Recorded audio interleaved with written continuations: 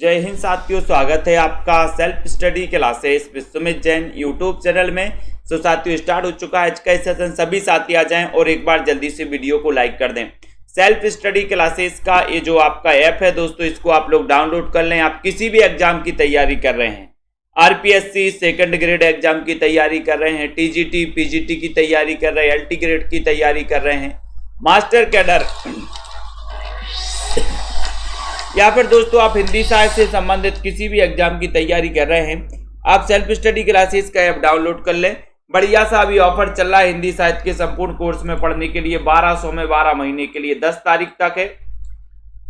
नाम मात्र की फीस इसमें आपकी लग रही है कि आपको 1200 में 12 महीने दोस्तों पढ़ने को मिल रहा है। 15 तारीख से 15 अप्रैल से नया बैच स्टार्ट हो रहा है, यानी कि आपको शुरुआत से पढ़ाया जाएगा, हिंदी भाषा से पढ़ाया जाएगा। ठीक है, तो आप इस बैच में दोस्तों एडमिशन ले सकते हैं जितने भी हमारे साथी हैं। और आपको अगर नोट्स मंगवाना है हिंदी साहित्य के, घर पर ही नोट्स मंगवाना है, तो आप घर पर नोट्स मंगवा सकते हैं। संपर्क कर सकते हो 9098609291 पर। बहुत ही शानदार नोट्स बनाए गए हैं। ठीक है, मैंने खुद बनाए हैं और जगह जगह आपकी दोस्तों आवश्यक ट्रिक भी वहां पर बनाई है, यानी कि ये जो नोट्स हैं आपके ट्रिकी नोट्स से महत्वपूर्ण ट्रिकों का भी दोस्तों समावेश उसमें किया गया है। ठीक है, तो जिनको भी ये नोट्स मंगवाना है वो मंगवा सकते हैं। साथ ही आपके घर में एक सप्ताह में दोस्तों ये नोट्स पहुंच जाएंगे। ठीक है, चलिए तो स्टार्ट करते हैं आज का ये सेशन। आपको बताना एक सूनी नाव के रचनाकार कौन है, फटाक से बताइएगा जल्दी से। और एक बार लाइक भी कर दें, अपने मित्रों को शेयर भी कर दिया करो दोस्तों। ये क्लास रोज रात्रि 9 बजे होती है अपनी। तो एक सूनी नाव, ये इसके रचनाकार कौन है? एक सूनी नाव के रचनाकार कौन है? मुक्तिबोध है, रघुवीर सहाय है, धर्मवीर भारती है या फिर सर्वेश्वर दयाल सक्सेना है। एक सूनी नाव के रचनाकार कौन माने जाते हैं? अच्छा क्वेश्चन है, सभी लोग बताएंगे। सभी लोगों को बताना है, चयन करना है और शेयर भी कर देना है अपने मित्रों तक जल्दी से। और एक सूनी नाव, इसके जो रचनाकार हैं वो रचनाकार माने जाते हैं दोस्तों सर्वेश्वर दयाल सक्सेना। यानी कि आपका जो डी नंबर है सर्वेश्वर दयाल सक्सेना है वो बिल्कुल। एक सूनी नाव से क्या करना है, बोले सर सर्वे करने जाना है, सर्वे। तो सर्वे से क्या बनेगा? सर्वेश्वर दयाल सक्सेना। चीन की एक लोक कथा पर आधारित लंबी कविता कौन सी है? प्रश्न क्रमांक 51 नंबर में बताना है कि चीन की एक लोक कथा पर आधारित एक लंबी कविता कौन सी है दोस्तों। लंबी कविता कौन सी है? राखी जी बताइए, ब्रजेश कुमार जी, मधुकर त्रिपाठी जी। और लाइक कर दें हमारे सभी साथी। चीन की एक लोक कथा पर आधारित लंबी कविता इत्तलम है, सात बीणा है, मिट्टी है या फिर विश्व प्रिया है। बहुत ही बढ़िया क्वेश्चन पूछा गया रविशंकर सिंह जी। 51 नंबर के क्वेश्चन में आपका सीधा आंसर जा रहा है यहां पर कि सर ये असाध्य बीणा लगा दो और इसके रचनाकार कौन है ये भी आपको बताना है। बी नंबर आपका बिल्कुल सही है। बी नंबर आपका रितेश जी, बी नंबर असाध्य बीणा हो जाएगा सही। और इसके रचनाकार कौन है? अरस्तु का काव्यशास्त्र, इसके रचनाकार कौन है? 52 नंबर का क्वेश्चन है। अरस्तु का काव्यशास्त्र बाबू गुलाब राय। डॉक्टर नामवार से हैं, डॉक्टर नगेंद्र या फिर रामचंद्र शुक्ल। अरस्तु का काव्यशास्त्र, इसके रचनाकार कौन है? अच्छा क्वेश्चन है, 52 नंबर का क्वेश्चन है। सभी लोग बताएंगे और एक बार जल्दी से लाइक भी कर दो। अरस्तु का काव्यशास्त्र, इसके रचनाकार कौन है?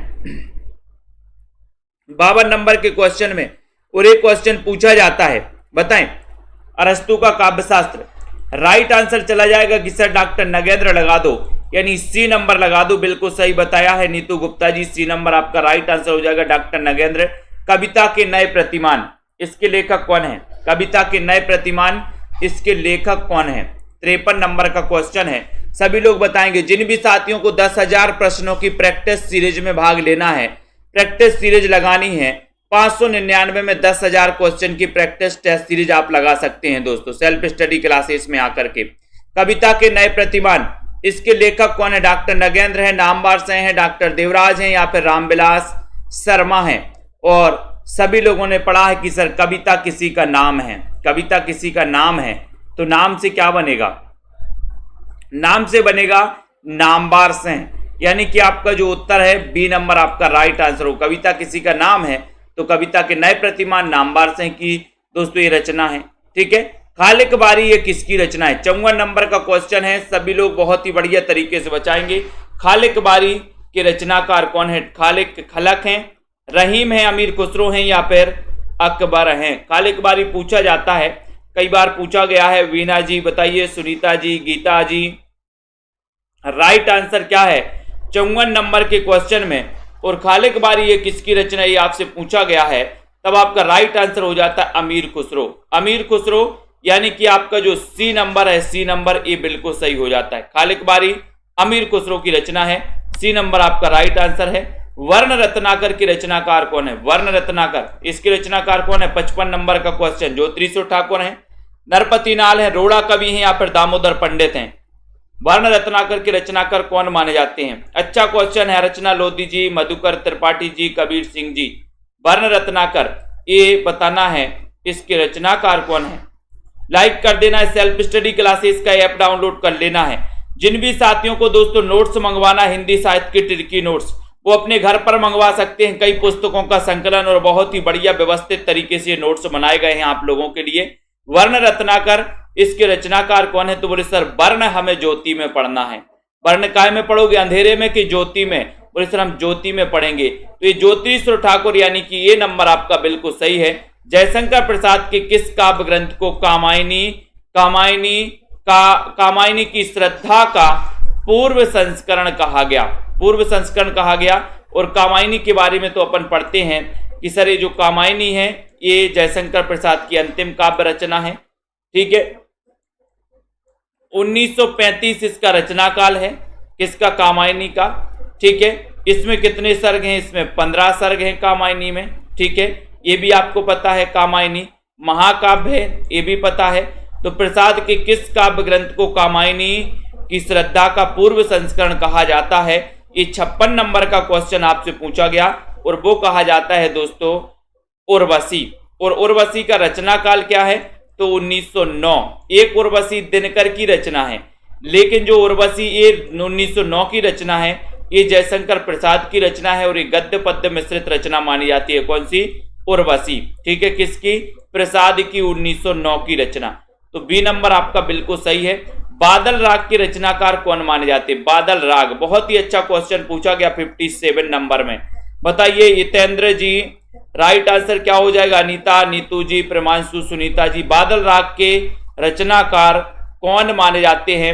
एक अच्छा क्वेश्चन है, 57 नंबर का क्वेश्चन है। बादल राग आपसे पूछा गया है, इसके रचनाकार कौन माने जाते हैं? चयन करना है, सभी लोग बताएंगे। महादेवी वर्मा, निराला, जयशंकर प्रसाद या फिर पंत।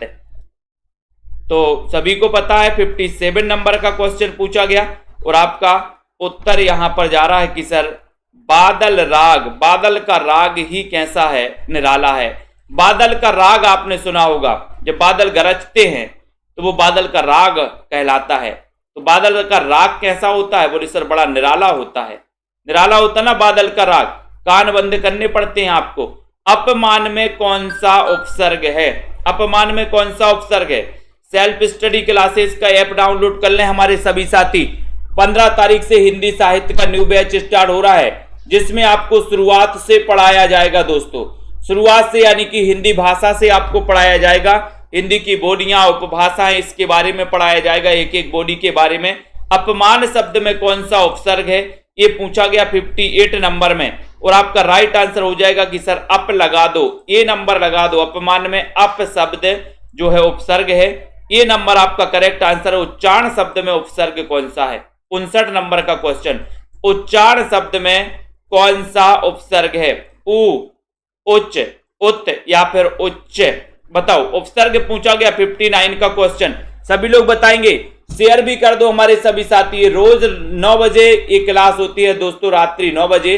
ठीक है, तो उच्चारण शब्द में उपसर्ग आपको चयन करना है। बहुत ही बढ़िया क्वेश्चन आपसे पूछा गया है। लाइक कर दो हमारे सभी साथी, जितने भी साथी हैं सभी साथी लाइक कर देना। उच्चारण शब्द में उपसर्ग कौन सा है? तो आपने बताया कि सर उत है। उत है यानी कि आपका जो सी नंबर है वो बिल्कुल सही है। सी नंबर होता आपका राइट आंसर हो जाता है। नेक्स्ट देखो, भग्नदूत के रचनाकार कौन है? अच्छा क्वेश्चन है। भग्नदूत, भग गया दूत, भग गया क्या दूत? बताओ।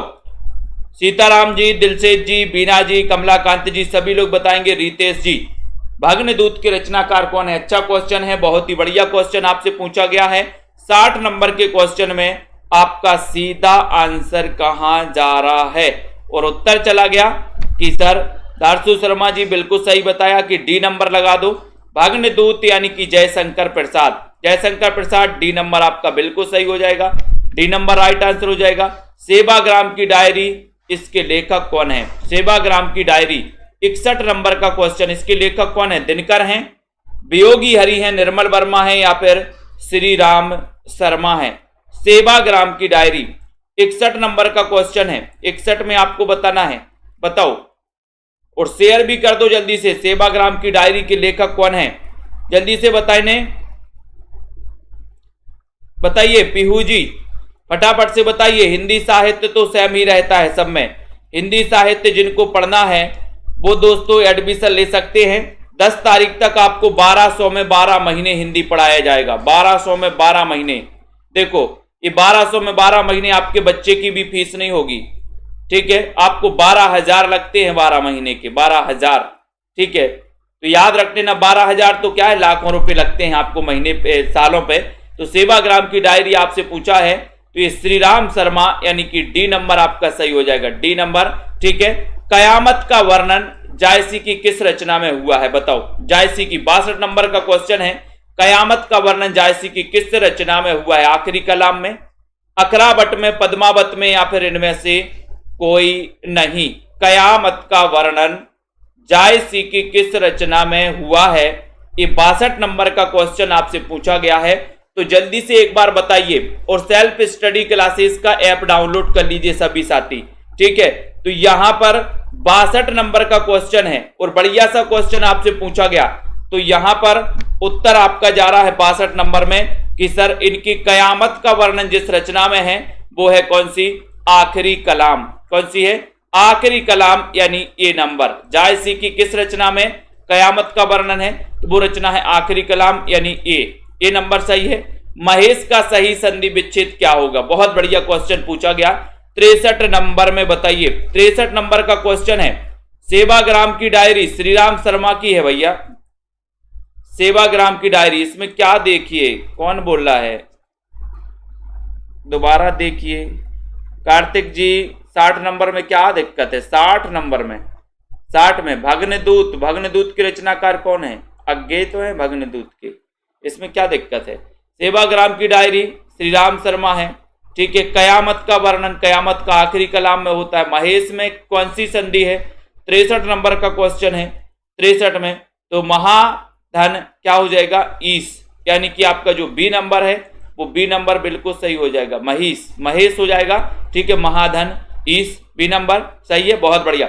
मतैक्य में कौन सी संधि है? मतैक्य में 64 नंबर का क्वेश्चन है। मतैक्य में कौन सी संधि मानी जाती है? तनु जी बताएं। लाइक कर दीजिए जल्दी से, शेयर भी कर दिए सभी साथी बढ़िया से। मैंने कई बार आपको बढ़ाया भी है, ठीक है।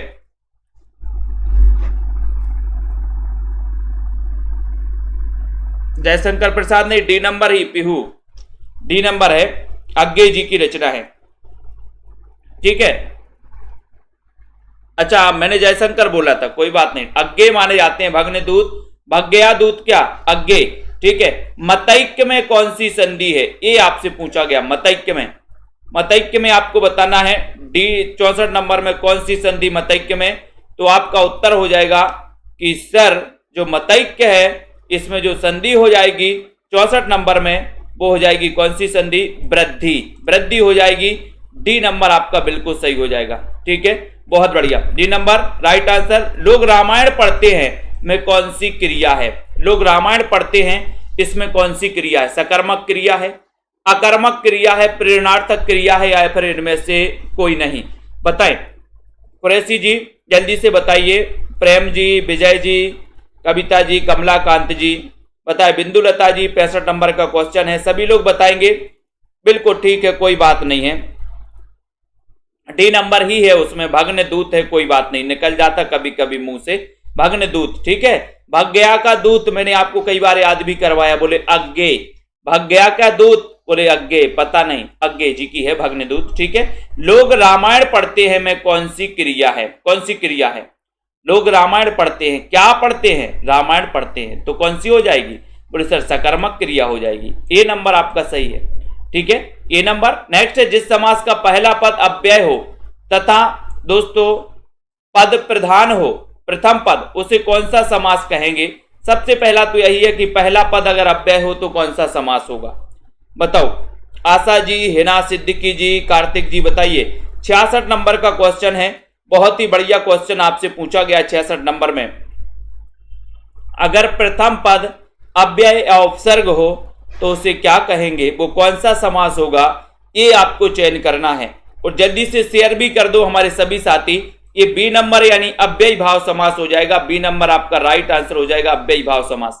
ठीक है, बी नंबर राइट आंसर है। विशेषण और विशेष के योग से कौन सा समास बनता है, 67 नंबर का क्वेश्चन है। विशेषण और विशेष के योग से ब्रजेश जी, हरविंदर जी सभी लोग बताएंगे, सरबजोत जी, आशा जोशी जी, बिंदु लता जी, विशेषण और विशेष के योग से कौन सा समास बनता है। एक अच्छा क्वेश्चन पूछा गया, लाइक कर दो सभी साथी। जिन भी साथियों को हिंदी साहित्य के नोट्स अपने घर मंगवाना है, कई पुस्तकों का निचोड़ जिसमें किया गया दोस्तों, ठीक है, वो हिंदी साहित्य के नोट्स मंगवाना है जिसमें ट्रिकों का समावेश किया गया, बहुत ही महत्वपूर्ण ट्रिक बनाई गई हैं।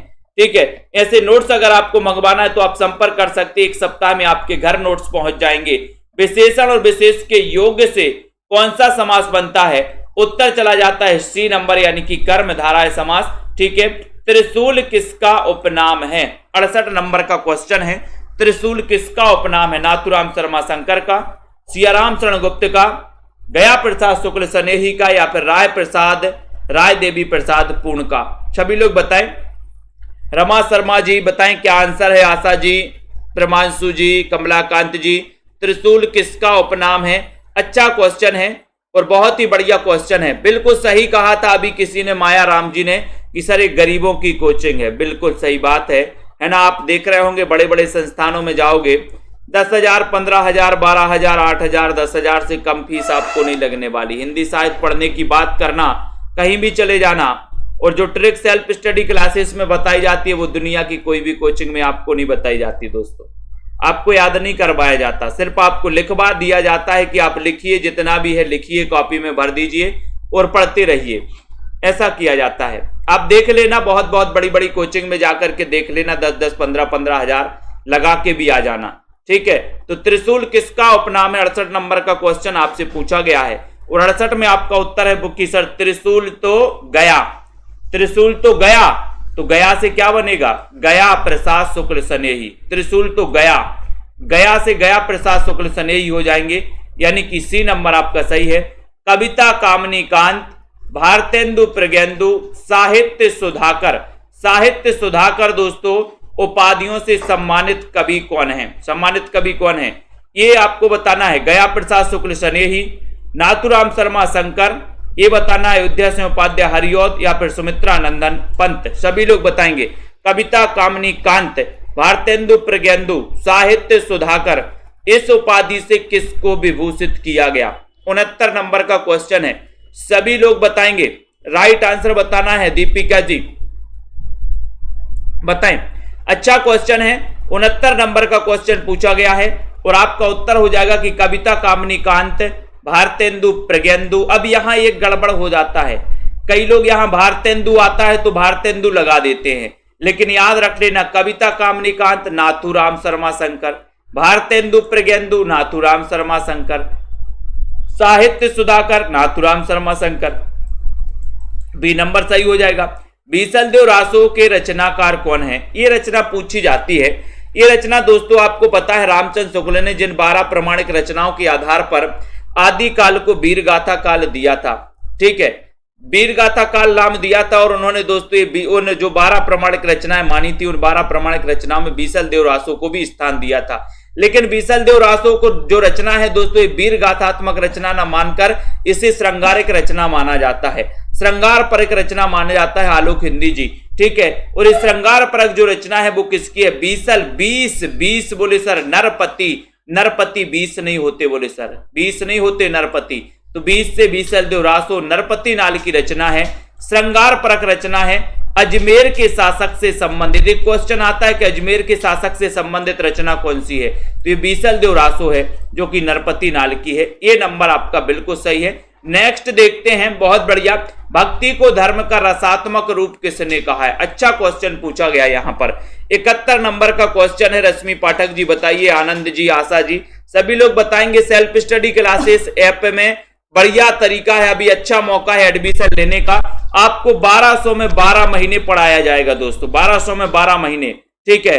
और आपको अच्छा लगेगा और गारंटी है कि अगर आपको हिंदी साहित्य ऐसा लगता है कि पुस्तक उठाओ और अलग रख दो, अगर ऐसा महसूस होता है तो ऐसे व्यक्ति जरूर आए सेल्फ स्टडी क्लासेस में। जिनको हिंदी साहित्य सबसे खराब सब्जेक्ट लगता है, जिनको हिंदी साहित्य बोरिंग लगता है, वो ऐसे साथी तो जरूर आए सेल्फ स्टडी क्लासेस ऐप में, ठीक है। उन साथियों के लिए जरूर मैं इंटरेस्ट ला दूंगा दोस्तों हिंदी साहित्य में, वो सभी साथी आए। भक्ति को धर्म का रसात्मक रूप किसने कहा? 71 नंबर का क्वेश्चन है और 71 नंबर का क्वेश्चन है कि सर रामचंद्र शुक्ल ने कहा, यानी कि बी नंबर आपका बिल्कुल सही आंसर है। सोनेट रचना के लिए प्रसिद्ध हैं दोस्तों, सोनेट बताना है, जल्दी से बताइए। बोले सर आज हम नेट चलाते हैं, अपनी आंखों से चलाते हो ना, नेट चलाते हो, आंखों से देख देख करके नेट चलाते हो, ठीक है। आंखों से देख देख करके क्या चलाते हो? नेट चलाते हो, नेट। तो नेट से बनेगा सोनेट, और सोनेट रचना के लिए प्रसिद्ध हैं आलोक जी, बिल्कुल बात कर सकते, नंबर नीचे लिखा है, डायरेक्ट बात होगी हम ही से होगी, किसी और से नहीं होनी। सोनेट रचना के लिए प्रसिद्ध कौन है? तो बोले सर त्रिलोचन है। सर आज नेट चलाते हम, बोले सर आंखों से देख देख करके नेट चलाते, नेट की दुनिया है, यानी कि आपका जो बी नंबर है दोस्तों आपका बिल्कुल सही है। नकैनवाद किस काव्यधारा के लिए प्रयोग हुआ है? नकैनवाद बताना है। अच्छा क्वेश्चन है, सरल क्वेश्चन है, सभी लोग बताएंगे। सृष्टि जी, प्रेमांशु जी बताइए, खलनायक जी भी हैं, बहुत बढ़िया, बीनू जी, ठीक है, अच्छा बहुत बढ़िया, ठीक है। और पीहू जी बताइए, कमलाकांत जी बहुत बढ़िया, सभी लोग बताएंगे यहाँ पर, बीनू पांडे जी बहुत बढ़िया, रितेश जी, पूनम जी, एसएम जी। नकैनवाद किस काव्यधारा के लिए प्रयोग हुआ है? 73 नंबर का क्वेश्चन है।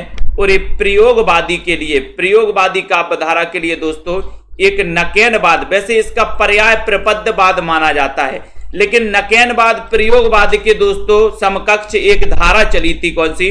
नकैनवाद, ठीक है, प्रयोगवाद के समकक्ष। वैसे नकैनवाद प्रबद्धवाद का पर्याय माना जाता है, ठीक है। तो यहां पर अगर ऐसे इस प्रकार से क्वेश्चन आता है तब आप बी नंबर ही लगाएंगे।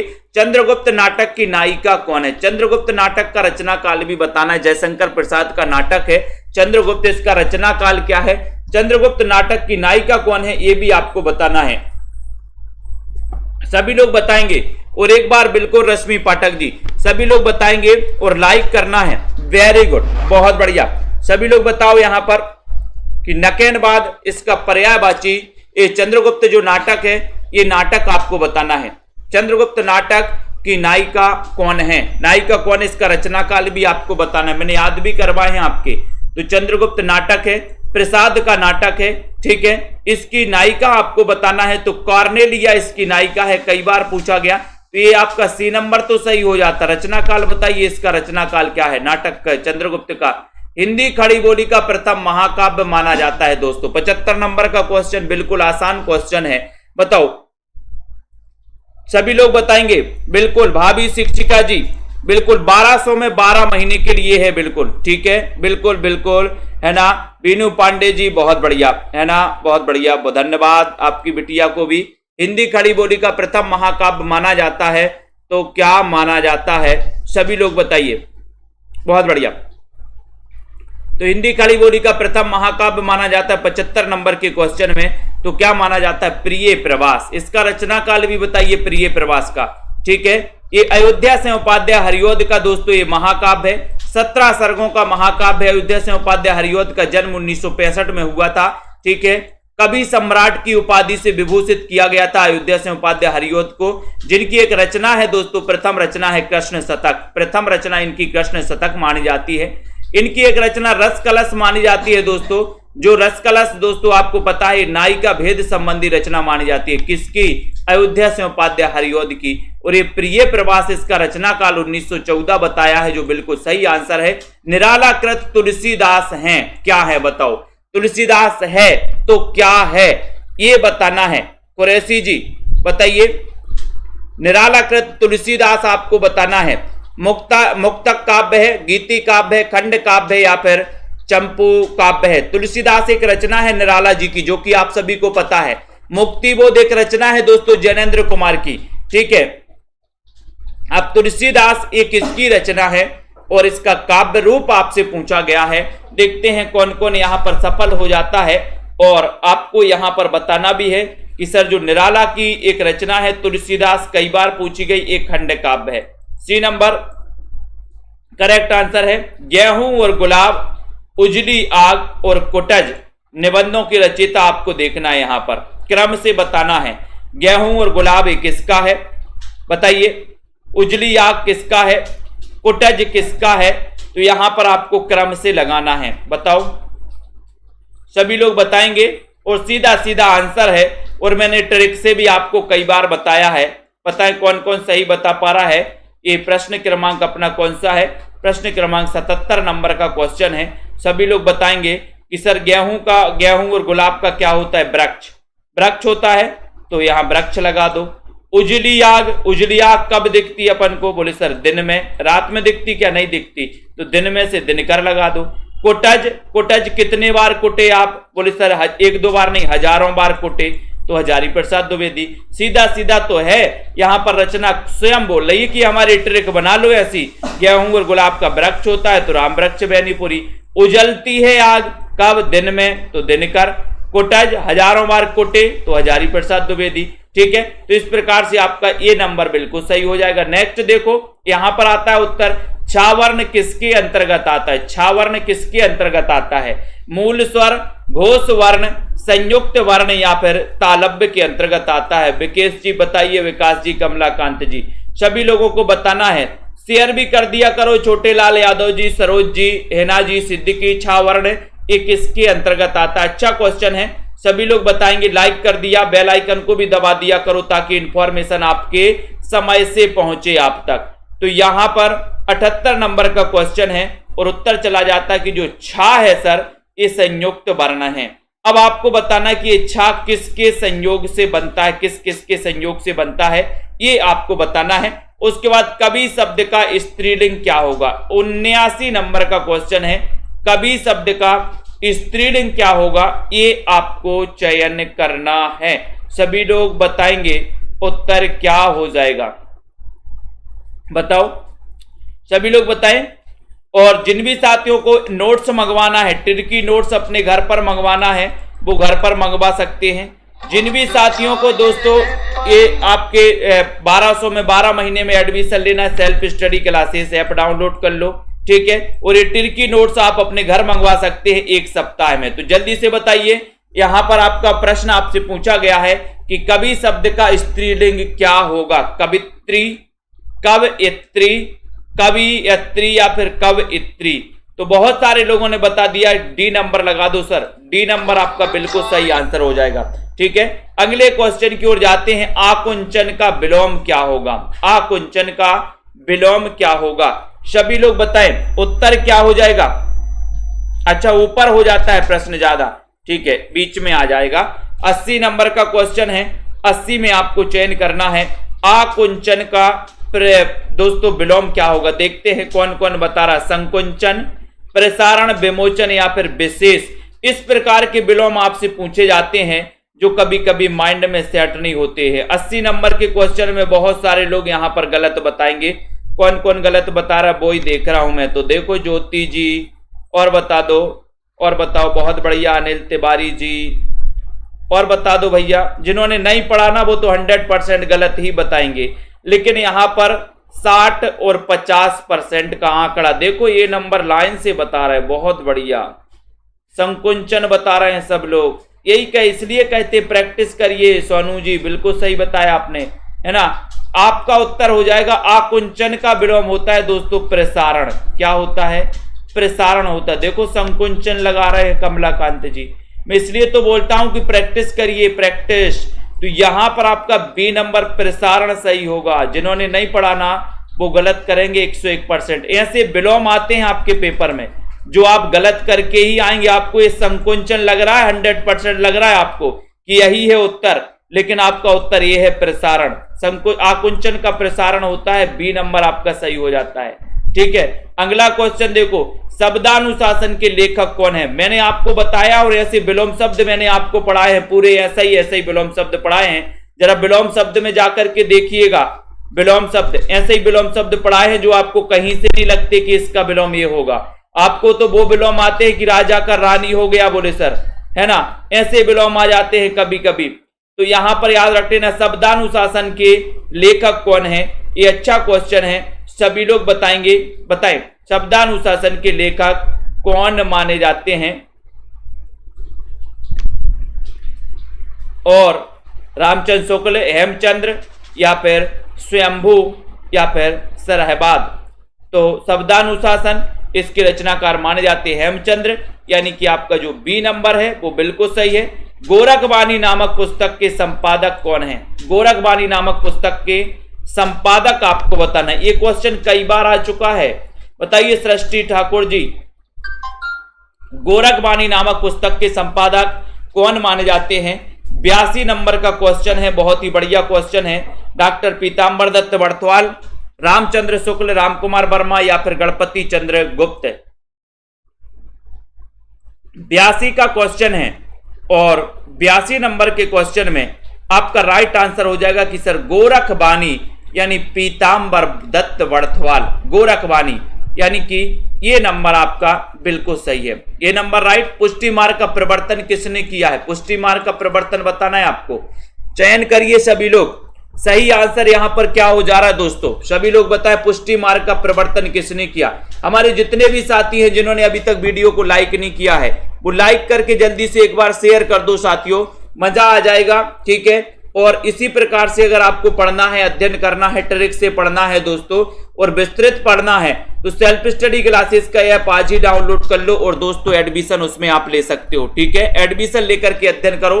बोले सर पुष्टि अगर नहीं होती आपकी बात की तो आपको बल से पुष्टि करवानी है, बल से करवानी है। तो वल्लभाचार्य याद रख लेना, इनका जन्म कब हुआ था ये आपको बताना है। बताइए इनका जन्म वल्लभाचार्य का कब हुआ था जिन्होंने पुष्टि मार्ग की स्थापना की थी दोस्तों? ठीक है, ये नंबर क्वेश्चन आपका एक बिल्कुल सही हो। व्यक्ति को केंद्र मानकर कहानी लिखने वाले कथाकार कौन है? ये क्वेश्चन मैंने आपको बताया था।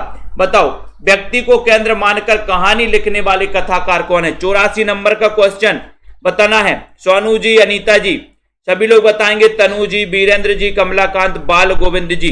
व्यक्ति को केंद्र मानकर 84 नंबर का क्वेश्चन है। इतना अच्छा क्वेश्चन आपसे पूछा गया कि आप कभी गलत नहीं कर सकते हैं, लेकिन देखते हैं कौन कौन गलत कर रहा है। कमला ठाकुर जी गलत, और बताइए, देखो यही तो गड़बड़ हो रहा है। नीतू जी हाँ सही है, सही है। कमला जी आपका भी सही है, वेरी गुड, सही है ना। यहां पर देखो 84 नंबर में आगे कौन बता रहा है? जिन्होंने सी नंबर बताया है उनका आंसर बिल्कुल सही है, यानी कि जैनेन्द्र कुमार आपका राइट है। व्यक्ति को केंद्र में मानकर कहानी लिखने वाले जो कथाकार हैं वो जैनेन्द्र कुमार हैं। ठीक है, सी नंबर आपका सही हो जाएगा यहां पर, सी नंबर। ठीक है, बहुत बढ़िया, है ना। तो यहां पर आते हैं दोस्तों, सभी लोग आते हैं। कबीर को वाणी का डिक्टेटर किसने कहा है? कबीर को वाणी का डिक्टेटर, सबसे बड़ी बात तो यह है कि कबीर को वाणी का डिक्टेटर कहा जाता है। ठीक है, ये क्वेश्चन भी आता है कई बार, लेकिन आपको बताना है कि डिक्टेटर कहा किसने है। सभी लोग बताएंगे जल्दी से, और जितने लोग भी देख रहे हैं सभी लोग लाइक जरूर किया करो, लाइक तो किया करो सब साहब, है ना। वीरेंद्र जी बताओ कबीर को वाणी का डिक्टेटर किसने कहा है? ये क्वेश्चन पूछा गया, तो आपको पता ही है कि सर कबीर वाणी के डिक्टेटर थे, हैं, रहेंगे, ये हम हजारों बार कहेंगे। कितनी बार कहेंगे? हजारों बार, कि कबीर तो वाणी के डिक्टेटर थे, तो हजारों बार कहिए भैया। हजारी प्रसाद द्विवेदी, एक बूंद सहसा उछली, ये किस विधा की रचना है दोस्तों? सभी लोग बताइए। एक बूंद सहसा उछली, रॉबिन जी बताएं, आशा जोशी जी, बीके सिंह जी, रिंकू जी, सीताराम जी, वीरेंद्र जी। एक बूंद सहसा उछली किस विधा की रचना है? 86 नंबर का क्वेश्चन है। 86 नंबर में आपको बताना है उत्तर आपका सही क्या हो जाएगा, बताओ। एक बूंद सहसा उछली, और इसके रचनाकार कौन है ये भी आपको बताना है। बताइए लखविंदर जी, सोनिया जी। सेल्फ स्टडी क्लासेस का ऐप डाउनलोड कर लेना सभी साथी। जिनको भी ट्रिकी नोट्स मंगवाना है वो ट्रिकी नोट्स मंगवा सकते हैं, बिल्कुल बिल्कुल। तो यहां पर एक बूंद सहसा उछली यात्रा साहित्य है, लेकिन यात्रा साहित्य है किसका? देखते हैं कौन बताता है। सबसे पहले यात्रा साहित्य किसका है? कस्तूरी कुंडल बसे किस विधा की रचना है दोस्तों? कस्तूरी कुंडल बसे किस विधा की रचना है? बहुत बढ़िया रीता जी। किसका यात्रा साहित्य है? अज्ञे जी का, है ना? बिल्कुल, बहुत बढ़िया। ये अज्ञे जी का यात्रा साहित्य दोस्तों। एक बूंद सहसा उछली कई बार पूछा गया। कस्तूरी कुंडल बसे किस विधा की रचना है? कस्तूरी कुंडल बसे कहानी है, आत्मकथा है, कविता है या फिर निबंध है? मैत्रेयी पुष्पा की रचना है कस्तूरी कुंडल बसे। अब आपको बताना है कि ये है क्या, इसकी विधा क्या है। 87 नंबर के क्वेश्चन में अच्छा क्वेश्चन है। कस्तूरी कुंडल बसे, ये दीपिका जी ने बता दिया कि सर ये लालदास जी ने, बिल्कुल सही है रीता जी कि सर ये आत्मकथा है। और ये आत्मकथा किसकी है? मैत्रेयी पुष्पा की है। ठीक है, मैत्रेयी बोले कस्तूरी से मैत्रेयी करता है। एक कस्तूरी मृग आपने देखा होगा हिमालय के तराई क्षेत्र में दोस्तों।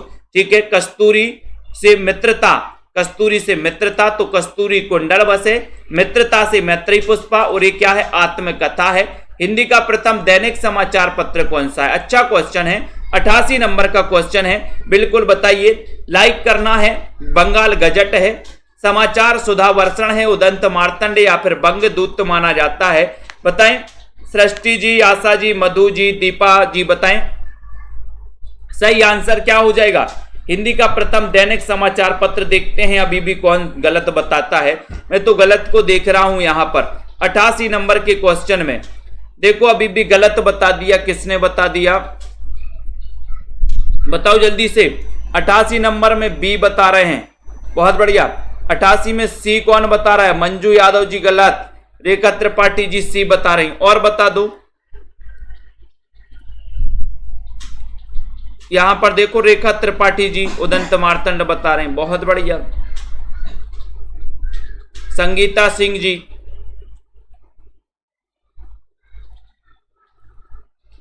बहुत बढ़िया बहुत बढ़िया, वेरी गुड। जिन्होंने बी नंबर बताया है उनका आंसर बिल्कुल सही है। और यहां पर देखो वंदना मौर्य जी अभी भी सी बता रही हैं। ये सी नहीं है, ये समाचार सुधा वर्षण है, समाचार सुधा वर्षण। प्रथम दैनिक समाचार, दैनिक पूछा है, दैनिक, तो दैनिक समाचार पत्र समाचार सुधा वर्षण है। यही तो पूछा जाता है कि आप ज्ञान कितना रखते हो, कंफ्यूजन कहां होते हो, यहीं पर आप गड़बड़ हो जाते हो।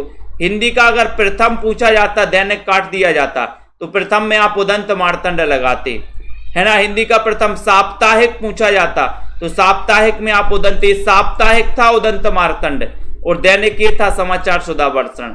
बहुत बढ़िया। नेक्स्ट देखो, नाथ संप्रदाय के प्रवर्तक कौन माने जाते? नाथ संप्रदाय 89 नंबर का क्वेश्चन है। सभी लोग जल्दी से लाइक कर दो, फटाफट से शेयर कर दो, और दोस्तों वीडियो को शेयर भी कर दिया करो अपने मित्रों तक। ये रोज क्लास रात्रि 9 बजे होती है। कितने अच्छे से बढ़िया तरीके से आप यहाँ पर पढ़ते हैं, ठीक है, और बढ़िया तरीके से दोस्तों आप प्रैक्टिस करते हैं, बढ़िया, है ना। तो यहाँ पर पूछा गया नाथ संप्रदाय के प्रवर्तक कौन है, तो यहाँ पर 89 नंबर का क्वेश्चन है। सभी लोग बताएंगे तब आपका यहाँ पर नाथ संप्रदाय के प्रवर्तक कौन माने जाते हैं। उत्तर चला जाएगा गोरखनाथ, यानी कि ये नंबर आपका बिल्कुल सही है। ये नंबर राइट आंसर है। सनक संप्रदाय के प्रवर्तक कौन माने जाते? सनक संप्रदाय के रामानुज, निम्बार्क, मध्वाचार्य या फिर रामानंद। तो आपको पता है कि निम्बू ना दो पड़ोसी को तो क्या हो जाता है? सनक जाता, सनक। तो सनक संप्रदाय, इसके प्रवर्तक कौन है? निम्बार्क है, यानी कि बी नंबर आपका ये सनक संप्रदाय पूछा जाता है कई बार। हरिदास संप्रदाय को अन्य किस नाम से भी जाना जाता है? 91 नंबर का क्वेश्चन पूछा गया आपसे, हरिदास संप्रदाय को किस नाम से जाना जाता है? सभी लोग बताएंगे 91 नंबर में, और आपका उत्तर हो जाएगा कि सर हरिदासी संप्रदाय को सखी संप्रदाय के नाम से जाना जाता है, यानी आपका जो बी नंबर है सखी संप्रदाय, ये बिल्कुल सही है, ठीक है। और इसे टट्टी संप्रदाय भी कहा जाता है दोस्तों, किसको? इसी को, ठीक है। नेक्स्ट देखो, प्राणचंद्र चौहान का संबंध किस भक्ति शाखा से है? अच्छा क्वेश्चन है। प्राणचंद्र चौहान जिन्होंने रामायण महानाटक करके दोस्तों एक ग्रंथ लिखा था। ठीक है, यहां पर प्राणचंद्र चौहान का संबंध किस भक्ति शाखा से है, ये अच्छा क्वेश्चन पूछा गया। और आपको पता है कि सर रामायण महानाटक लिखा था और रामायण तो हमारी प्राण है, तो प्राणचंद्र चौहान और ये राम भक्ति शाखा से संबंधित हैं, यानी कि आपका उत्तर ये बताया है। रेखा जी बताइए, सरोज जी। ठीक है, नेक्स्ट देखो, गोरख जगायो जोग और भगति भगायो लोग, पंक्ति बताइए किस कवि द्वारा दोस्तों लिखित है। 93 नंबर का क्वेश्चन जसमेल जी बताइए, विकास जी, अशोक जी। सही आंसर यहां पर क्या होगा, छोटे Lal ji. Self study classes का ऐप डाउनलोड कर लो सभी साथी। जो गोरख जगायो जोग और भगति भगायो लोग, ये पंक्ति बताइए किस कवि की मानी जाती है। 93 नंबर में आपको चयन करना है, 93 नंबर का उत्तर आपको बताना है। इतना अच्छा क्वेश्चन पूछा गया है और आपका उत्तर है कि सर तुलसीदास लगा दो। ये पंक्ति इनकी मानी जाती है तुलसीदास की। भूषण को कवि भूषण की उपाधि किसने दी थी। भूषण आपको पता है दोस्तों रीति काल में राष्ट्रीय काव्यधारा के कवि माने जाते हैं। ठीक है, तो यहां पर बताना है कि भूषण को कवि भूषण की उपाधि किसने दी थी, ये क्वेश्चन है। सभी लोग बताएं और लाइक कर देना है आपको, सभी साथियों को लाइक कर देना है, शेयर भी कर देना है। शिवाजी ने, छत्रसाल ने, सोलंकी राजा रुद्रसाय ने या फिर हरि औध ने 94 नंबर के क्वेश्चन में। और उत्तर जा रहा है कि सर भूषण को भूषण की उपाधि दी थी सोलंकी राजा रुद्रसाय ने। इनका वास्तविक नाम था घनश्याम। इनका वास्तविक नाम क्या था, भूषण का घनश्याम नाम था। ठीक है, तो आपका ये सोलंकी राजा रुद्र घनश्याम याद रख लेना। नेक्स्ट आते हैं, द्विजदेव किस परंपरा के कवि हैं। द्विजदेव किस परंपरा के कवि हैं। रीतिबद्ध है, रीति मुक्त है, रीति सिद्ध है, रीति या फिर भक्ति परंपरा। द्विजदेव किस परंपरा के कवि हैं। 95 नंबर के क्वेश्चन में आपको बताना है। उत्तर बताइए, लाइक करना है। रश्मि पाठक जी, विकास जी, सभी लोग बताओ द्विजदेव किस परंपरा के कवि माने जाते हैं, बताओ। और ये क्वेश्चन आता ही है, कई बार आ चुका द्विजदेव का। तो द्विजदेव किस परंपरा के कवि हैं, तब आपका 95 नंबर का जो क्वेश्चन है दोस्तों वो चला जाता है कहां पर, कि सर ये रीति मुक्त कवि हैं। यानी कि आपका जो बी नंबर है रीति मुक्त, बिल्कुल सही है। द्विजदेव रीति मुक्त कवि माने जाते हैं दोस्तों। बी नंबर आपका बिल्कुल सही हो जाएगा। किसने 1873 ईस्वी में हरिश्चंद्र मैगजीन की स्थापना की थी, बताओ। 96 नंबर का क्वेश्चन है, सभी लोग बताएंगे। राधिका जी बताइए, नवेर जी, जसमेल जी। 1200 में 12 महीने किसको पढ़ना है हिंदी साहित्य में एडमिशन लेकर के। जिसको भी पढ़ना है नीचे नंबर चल रहा है, संपर्क कर सकते हो। और जिसको भी हिंदी साहित्य के टिर्की नोट्स मंगवाना है अपने घर पर, तो आप टिर्की नोट्स मंगवा सकते हैं दोस्तों। ये टिर्की नोट्स है आप लोगों के लिए, 2 पार्ट में ये नोट्स बनाए गए हैं। जिनको भी नोट्स मंगवाना है वो हमारे सभी साथी नोट्स मंगवा सकते हैं, संपर्क कर सकते हैं दोस्तों। नीचे नंबर चल रहा है, ये नोट्स हैं। ये नोट्स आपके घर जाएंगे। आपको टिर्की नोट्स जिनको भी मंगवाना है, 2 पार्ट में, एक में गद्य साहित्य और एक में पद्य साहित्य। ठीक है, ये आप घर मंगवा सकते हो आपके। ठीक है, और आपको यहाँ पर उत्तर हो जाएगा भारतेंदु लगा दो, बी नंबर लगा दो।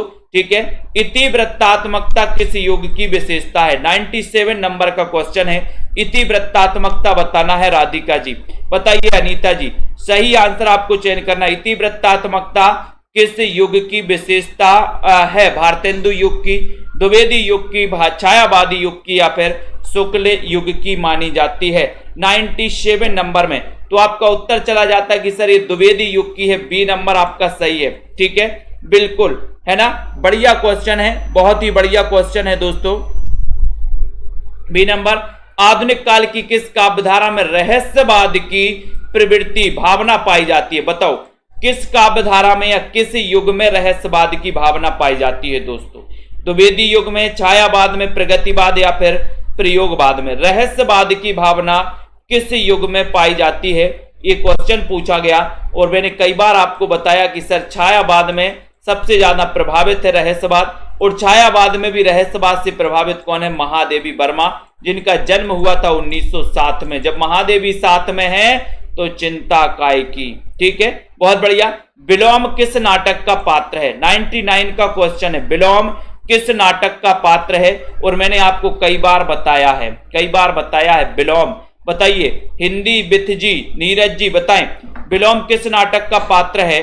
सभी लोगों को चयन करना है, शेयर भी कर देना है। रीना जी, नीतू सोलंकी जी, आलोक जी, तो आपको पता है कि सर विलोम जो है ये आषाढ़ का एक दिन का पात्र है और इसके रचनाकार कौन है? मोहन राकेश। और आषाढ़ का एक दिन का विलोम क्या हो जाएगा? और सर आषाढ़ का एक दिन का हो जाएगा गर्मी का एक दिन, ठंड का एक दिन, ठीक है, ऐसे कर सकते हैं। तो आषाढ़ का एक दिन का विलोम इसका पात्र है। ललित निबंधकार के रूप में प्रसिद्धि मिली तो किसको मिली? बताओ। 100 नंबर का क्वेश्चन है, आज की क्लास का अंतिम क्वेश्चन है दोस्तों अपना। तो सभी साथी हैं, जितने भी साथी हैं लाइक जरूर करें, शेयर कर दीजिए अपने मित्रों तक। ललित निबंधकार के रूप में प्रसिद्धि किसी मिली? एक अच्छा क्वेश्चन आपसे पूछा गया है। शोभा पांडे जी, पुष्पा जी, विकास जी, और सेल्फ स्टडी क्लासेस से आप सभी जुड़ जाएं, ठीक है। सेल्फ स्टडी क्लासेस परिवार से जुड़ जाएं और ऐप डाउनलोड कर लें सेल्फ स्टडी क्लासेस का। और दोस्तों जिनको भी ट्रिकी नोट्स अपने घर पर मंगवाना है वो मंगवा सकते, नीचे नंबर चल रहा है, संपर्क कर सकते। ललित निबंधकार के रूप में प्रसिद्धि किसे मिली? 100 नंबर का क्वेश्चन है। तो आपका उत्तर है कि सर विद्यानिवास मिश्र को मिली, यानी कि सी नंबर। ये ललित निबंधकार के रूप में जाने जाते हैं। बहुत ही बढ़िया आपने उत्तर बताए यहाँ पर, और बहुत ही बढ़िया तरीके से इस सेशन में आप लास्ट तक बने रहे। सेल्फ स्टडी क्लासेस का ऐप, ये वाला ऐप आप डाउनलोड करिए। ये वाला ऐप आप दोस्तों ये डाउनलोड कर सकते हो, ठीक है। और ये आपके लिए ऑफर है, 15 अप्रैल से नया बैच हिंदी भाषा से आपको शुरुआत से पढ़ाया जाएगा। 1200 में 12 महीने तक आप पढ़ सकते हो। दूसरा दोस्तों, आपको आप हिंदी साहित्य ट्रिकी नोट्स आपके घर मंगवा सकते हो, ठीक है। ये नोट्स दोस्तों बहुत सारे साथी मंगवा चुके हैं, चाहे पंजाब मास्टर कैडर वाले हों, आरपीएससी सेकंड ग्रेड वाले हों, टीजीटी पीजीटी वाले साथी हों, ठीक है, आरपीएससी एच टेट या फिर एचपी टेट उत्तराखंड वाले साथी हो, हरियाणा टेट वाले साथी हो, जिनका भी सब्जेक्ट हिंदी साहित्य है, ऐसे नोट्स बनाए गए हैं दोस्तों बढ़िया तरीके से, सरल भाषा में ट्रिक के द्वारा। बहुत ही बढ़िया ट्रिकें भी यहाँ पे इसमें समाहित की गई हैं, ठीक है। तो पायल रानी जी, नीतू गुप्ता जी, नवर जी, ठीक है, बहुत बढ़िया। सभी साथियों को जिनको भी मंगवाना है वो मंगवाएं नोट्स को, और दोस्तों अपने साथियों तक शेयर करते रहें और दोस्तों आगे बढ़ते रहें, ठीक है, बिल्कुल, बहुत बढ़िया। तो धन्यवाद हमारे सभी साथियों को जिन्होंने इस क्लास में भाग लिया, और सेल्फ स्टडी क्लासेस के कहीं ना कहीं सभी लोग हिस्सा हैं, ठीक है। उन सभी साथियों को, चाहे संजय पाठक हो, बिंदु लता जी हो, वीरेंद्र जी हो, है ना, राजीव जी हो, बाल गोविंद हरिओम, अनुराग जी हो, राजीव, अर्पिता, हेना जी, अर्चना जी हो, छोटे लाल, बिमलेश जी हो, पूनम जी, ठीक है, विकास जी, सीताराम, दीपिका शुक्ला जी, सभी